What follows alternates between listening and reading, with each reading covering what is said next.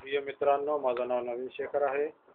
मी तुमच्याबरोबर भारत या देशातून बोलत आहे.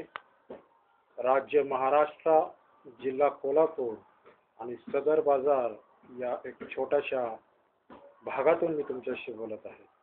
आज मी तुमच्यासाठी स्तोत्र संहिता 25वा अध्याय वाचणार आहे. याचं शीर्षक आहे मार्गदर्शन, क्षमा आणि संरक्षणासाठी प्रार्थना.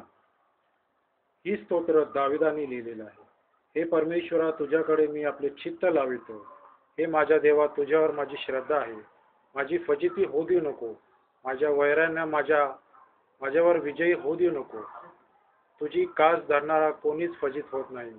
निष्कारण कपट करणारे फजित होतात. हे परमेश्वरा, तुझे मार्ग मला दाखव. तुझ्या वाटा मला प्रगट कर. तू आपल्या सत पथाने मला ने. मला शिक्षण दे, कारण तूच माझा उद्धारक देव आहे.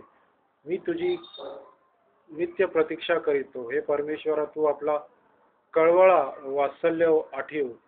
ती पुरातन काळापासून आहेत. हे परमेश्वरा, माझी तारुण्यातली पातकी व माझे अपराध आठवू नको. तू आपल्या वात्सल्यानुसार माझे स्मरण कर. परमेश्वर उत्तम व सरळ आहे, म्हणून तो पातक्यास सन्मार्ग दाखवितो. तो नम्र जनास न्यायपथाला लावितो. तो दिनास आपला मार्ग शिकवितो. परमेश्वराचा करार व त्याचे विधी पाळणाऱ्यास त्याचे सर्व मार्ग वात्सल्यमय व सत्यपूर्ण आहे. हे परमेश्वरा, तू आपल्या नावासाठी माझ्या दुष्टाची क्षमा कर, कारण ती फार झाली आहे. परमेश्वराचे भय धरणारा असा मनुष्य कोण? त्याने जो मार्ग धरिला पाहिजे त्याविषयीचे शिक्षण तो त्याला देईल.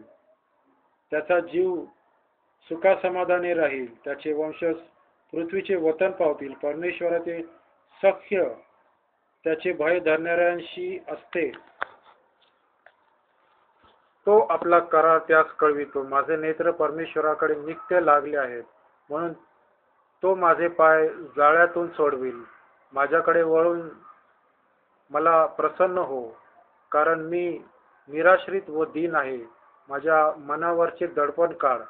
माझ्या संकटातून मला सोडव. माझी दैन्यावस्था व माझे कष्ट पहा. माझ्या सर्व पापांची क्षमा कर.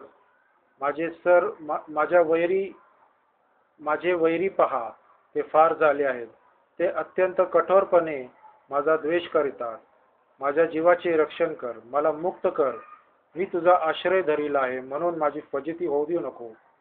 सात्विकपण व सरळपण माझे संरक्षण करो, कारण मी तुझी प्रतीक्षा करीत आहे. हे देवा, इस्रायलास त्याच्या सर्व संकटापासून सोडव. स्तोत्र संहिता 25वा अध्याय इथं संपलेला आहे. परमेश्वर वाचलेल्या वचनांवर आशीर्वाद पाठव. आमेन.